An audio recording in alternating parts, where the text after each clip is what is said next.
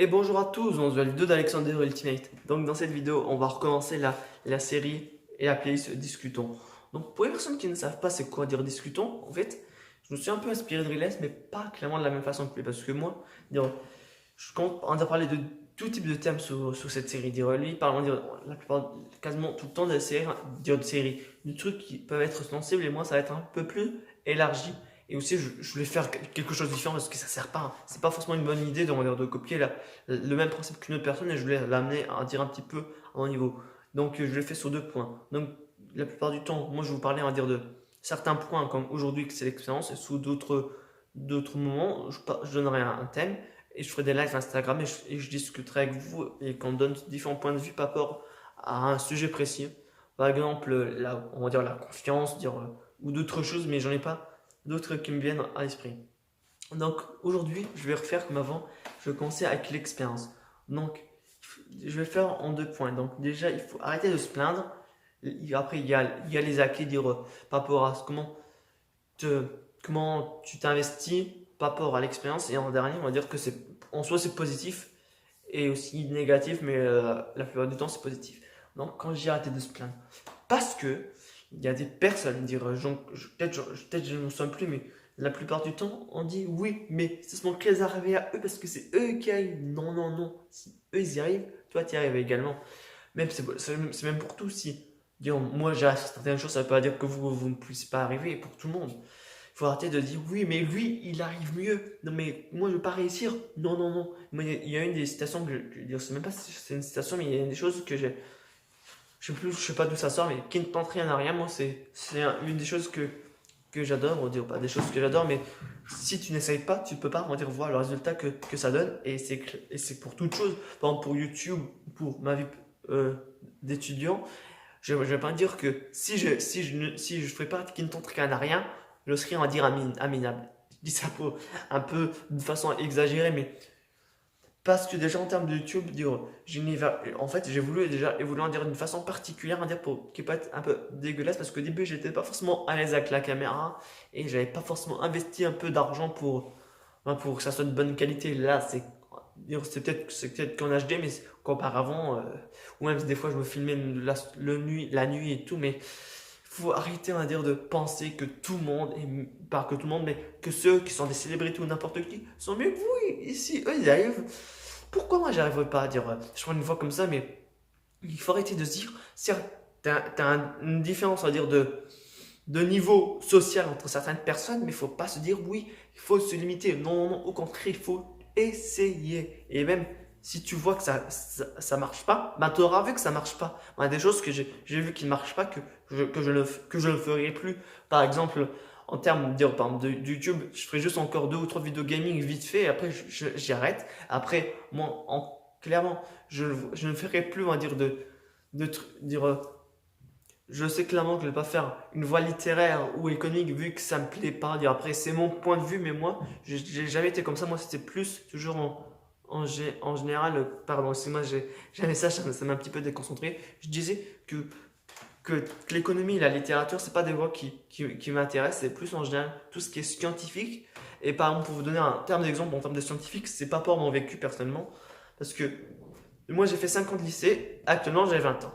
Et je suis en première année de BTS. Donc techniquement, je devrais être en deuxième, ou dire, j'aurais fini mon BTS et j'aurai une année après, mais il faut quand même placer les choses en son contexte. Donc j'ai fait tout, j'étais au Charlemagne et à l'Arbriquerie. Au Charlemagne, j'ai été de 2009, je crois, je sais plus c'est quand j'étais en sixième, mais de la sixième jusqu'à ma première S. Et au collège, j'ai pas redoublé, j'ai passé les classes étape par étape, même si à partir de la troisième, ça commence à devenir un peu plus compliqué. Et j'ai quand même besoin d'avoir certains aménagements, que je vous parlerai un peu plus dans ma vidéo sur mes difficultés en tant autiste. Après, en second, ça c'est un peu plus atténué, oui, je sais pas si c'est le bon terme à utiliser, mais c'était encore plus compliqué de dire, pas forcément les cours, mais par rapport, on va dire, au rythme adapté par rapport à moi, parce que j'ai pas encore d'aide humaine, donc du coup, j'ai redoublé ma seconde, et aussi parce que je pense aussi que j'ai fait un peu trop de vidéos, mais je pense que c'est pas le seul facteur, mais il y a beaucoup de facteurs qui jouent en ma défaveur pour que je redouble ma seconde. Après, j'ai redoublé ma seconde, parce que je crois que j'avais pas du tout la moyenne, et ça le faisait clairement pas, donc du coup, j'ai redoublé ma seconde. Et après, j'ai quand même des résultats à dire au-dessus de la moyenne. Donc, j'ai pu passer en première S parce que, comme je vous ai dit, ES et L, ça m'intéressait pas. Donc, du coup, la seule option pour moi pour rester au Charlemagne, je pense que c'était ça, une des raisons que j'aurais pu éviter de perdre 2 ans au Charlemagne.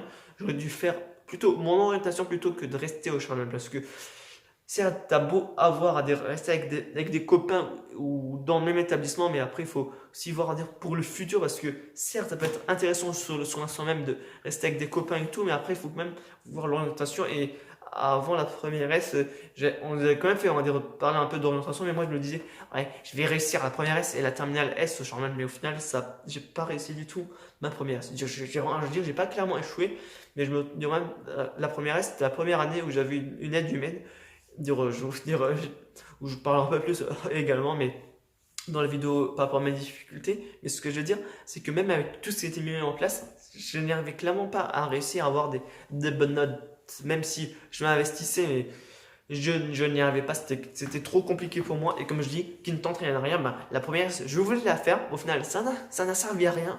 L'orientation était obligatoire parce que on m'avait proposé peut-être de faire le bac terminal S sur 2 ans, mais après, j'ai déjà perdu déjà suffisamment d'années. Après, je me disais, peut-être c'est pas grave, ça sera encore 2 années, peut-être qui m'auraient servi, mais ça me voyait clairement que la première S, c'était clairement pas la chose qu'il fallait pour moi. Donc, du coup, je me suis orienté en première S, en filière STI2D à la briquerie, qui m'a, on va dire, pas largement plu. Mais au final, parce que j'avais pas envie de quitter Charmel, mais au final, j'ai pas forcément eu beaucoup peur d'être à la briquerie, parce qu'au final, j'avais quand même certains copains du Charlot qui étaient avec moi, mais après, il y avait pas que ça, mais je me suis aussi senti à l'aise parce que c'était encore par rapport sur Thionville et c'était pas forcément encore trop loin, comme par exemple maintenant, où je suis étudiant à Corsage aussi, où là, où c'est plus sur Thionville évidemment, mais après, il faut aussi qu'à ce moment les études, ça soit un peu plus loin que chez toi, mais après, moi, j'ai besoin d'un certain confort que je vous expliquerai aussi dans la vidéo. Et donc, du coup, ben, j'ai compris, la STI2D c'était un peu plus mieux pour moi, on va dire, en termes d'études, et j'ai quand même réussi à avoir le bac STI2D avec la mention assez bien comme pour le brevet. Donc voilà. Donc voilà, comme j'ai dit, qui ne t'entraîne à rien, j'ai vu que la S ça servait à rien pour moi, et par rapport à YouTube, j'ai vu qu'il y a plein de choses, qu'il y a plein de séries qui servaient à rien, et que j'ai arrêté, et c'est clairement ça qu'il faut faire. C'est quand les choses fonctionnent, tu les fais, quand ça fonctionne pas, t'arrêtes, ou peut-être si tu es obstiné par rapport à des choses que tu n'arrives pas, mais que tu veux progresser, fais-le. C'est pas parce que ouais, mais je répète, mais c'est pas parce que si les autres y arrivent que toi tu n'y arriveras pas. Par exemple, si Thibaut Inchep il a un physique, on va dire pour certains de rêve, peut-être que certaines personnes c'est exagéré parce que il est trop large et tout. Mais si toi par exemple tu prends 10 ans par exemple à faire de la musculation comme lui et qu'à un moment tu as le même physique que lui, tu vas être pas content, mais tu vas te sentir fier, même si aux yeux des autres personnes ça peut être pas malaisant, mais en général, les bodybuilders en général sont un peu critiqués par leur physique, on va dire qu'ils sont trop volumineux, mais après, c'est eux qui font ça parce que c'est leur métier. Thibaut Inchep, dire c'est son métier, c'est youtubeur, c'est pas forcément bodybuilder, mais il faut quand même arrêter de se voiler la face en disant que les autres ils y arrivent, mais après, il y a toujours aussi une part de critique, mais après ça, je parlerai de ça dans une autre vidéo, que la critique elle est plus négative que positive parce que moi je pensais jusqu'à 2-3 ans, je sais plus quand, mais je me souviens que c'était au début du lycée, que je pensais que la critique c'était toujours négative et quand j'ai découvert il y a aussi des critiques positives, je me suis dit, ok, je ne savais clairement pas ça, mais après, il y a pas mal de choses aussi que je savais pas trop, mais après voilà, je me suis un peu perdu dans les trucs. Ah oui. Donc du coup, je vais parler déjà en termes, en dire de, qu'il y a quand même besoin d'avoir certains actes, dire, bah oui, il faut essayer, si tu arrives à faire les choses, bah, tu vas mieux les faire, tu vas les répéter, pas forcément les répéter, mais après tu vas réussir à faire ce que tu veux et on va dire, tu t'en fiches des autres parce que pour moi, c'est un truc où je me dis de m'en foutre des autres parce que autant que ce soit pour la musculation, pour toute chose, tu ne fais pas les choses pour les autres, tu les fais uniquement pour toi, bordel de merde. Non, excusez-moi de la vulgarité, mais combien de personnes ont fait les choses parce que c'est soit pour leur petite amie, pour leur famille ou pour n'importe qui. Non, tu fais pas les choses pour eux, tu sens les choses que tu arrives à toi à faire personnellement. Certes, tu peux avoir, ils peuvent t'orienter, t'aider, mais c'est pas eux qui vont réfléchir à ta place. C'est toi qui as un cerveau. C'est pas les autres qui ont un cerveau. Dire, là, j'étais un petit peu comme ça, mais moi, ça me saoule sur certaines choses que les. C'est même pas toi qui t'aides, c'est les autres personnes. Mais non, c'est toi et toi seul qui sais clairement ce qui est mieux pour toi. Autant que ça, dire, c'est pour différents trucs, mais c'est toi qui dois savoir mieux que les autres ce qui est le mieux pour toi. Moi, je trouve ça abusé que certaines choses. J'avais pas forcément connu de cas, mais moi, je trouvais ça dégueulasse que quelqu'un ne sache pas ce qu'il fait, mais que c'est les personnes extérieures qui choisissent pour lui. Même, dire moi j'ai perdu du temps, mais moi je sais maintenant avec le temps ce qui me plaît ou ce qui me plaît pas, mais il faut arrêter que les autres, que personne choisissent pour toi. Ça peut être, comme j'ai dit, t'aider, t'orienter, mais pas choisir pour toi. Ça c'est un des trucs qui m'énerve personnellement, et excuse-moi d'être aussi énervé sur ça, mais moi ça me saoule parce que c'est ton cerveau. Dire nous, on est chacun individuel, on est unique, et c'est pour ça qu'ils nous rend tous différents. Dire on a tous des choix différents, des trucs différents, mais là de choix, que quelqu'un choisisse les choses à ta place, j'ai envie de dire non, non, non, et clairement non. Dire, je ne vais pas insister sur ça, mais je pense que vous avez compris ce que je voulais dire. Et donc du coup, j'ai parlé en termes d'acquis, ben oui, que dire qu'il ne t'entraîne à rien, si tu essayes et tout, dire oui. Non, excusez-moi, pardon. Non, mais ce truc-là, ça me saoule à un haut point, vous pouvez pas imaginer. Ou même pour tout, dire que c'est toi et toi seul qui sais mieux que quiconque, j'ai envie de dire. Après, quand tu as des choses, on va dire que tu sais pas par rapport aux autres, tu peux demander, mais de là faire ça, moi, je trouve ça mérite, c'est saoulant. C'est un des points qui m'énerve, même si je connais pas de cas précis, mais oh, ça m'énerve rien que d'en parler. Mais après, voilà, quand même un peu à me limiter, mais à être un peu calme, mais c'est une des choses qui m'énerve le plus.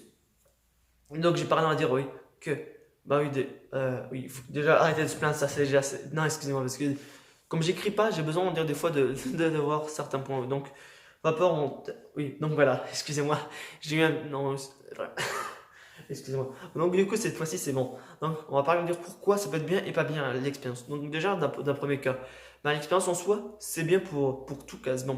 Par exemple pour moi je sais clairement on va dire ce qui est bien dire. En fait l'expérience tu vois dire ce qui fonctionne pour toi ou ce qui ne fonctionne pas. Puis après quand t'as un métier où tu es youtubeur ou pour non de toute façon youtubeur c'est un métier mais dans la vie de tous les jours quand à partir du moment où tu as un métier tu vois ce qui fonctionne pour toi tu commences à te faire des habitudes tu vois clairement ce qui est bien pour toi, mais après aussi, ce qui peut être aussi en termes d'expérience, c'est que pour certains types de métiers, tu vas faire ouais, je sais pas forcément trop comment dire, mais en fait, il n'y a pas trop de points négatifs pour l'expérience, même si des fois, sur certains métiers, des fois, quand tu te fais embaucher, des fois, il y a des personnes qui n'ont pas d'expérience, qui se font, je sais pas forcément trop comment expliquer, mais des fois, tu n'as même pas besoin des fois d'expérience, c'est juste des fois la personne que tu es qui va différencier qu'au niveau de l'expérience. Parce que si tu es quelqu'un à dire de con, mais avec plein d'expérience, et quelqu'un qui a pas beaucoup d'expérience, mais qui a, on dire, qui a une meilleure pas une intelligence, mais ça dépend aussi. Est-ce que ça peut être aussi à contradiction? Après, c'est aussi comment tu fonctionnes. Parce que quand j'ai dit con, parce que